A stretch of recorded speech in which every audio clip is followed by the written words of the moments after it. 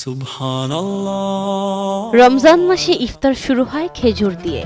এটি শুধু সুন্নতি নয়, পুষ্টিগুণেও ভরপুর। তবে বাজারে থাকা সব খেজুর একরকম নয়।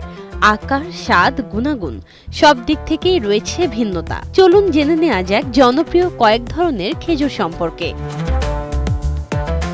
মেরজুল খেজুর। মেরজুলকে বলা হয় খেজুরের রাজা। আকারে নরম, বড় এবং ক্যারামেল স্বাদের মতো মিষ্টি।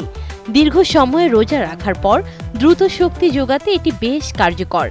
এতে রয়েছে প্রাকৃতিক চিনি, আঁশ ও খনিজ উপাদান। আজওয়া খেজুর।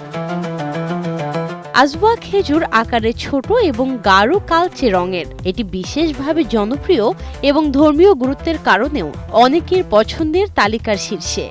স্বাদে মৃদু মিষ্টি, তুলনামূলকভাবে কিছুটা শুকনো। ডেগলেট নূর। ডেগলেট নূর খেজুর রঙে হালকা সোনালী এবং আধা শুকনো ধরনের। স্বাদে হালকা মিষ্টি, রান্না বা বেকিং এর কাজে এটি ব্যবহার করা হয়।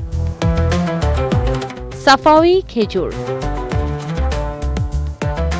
সাফাওয়ি খেজুর গাঢ় বাদামি রঙের এবং কিছুটা চিবিয়ে খাওয়ার মতো।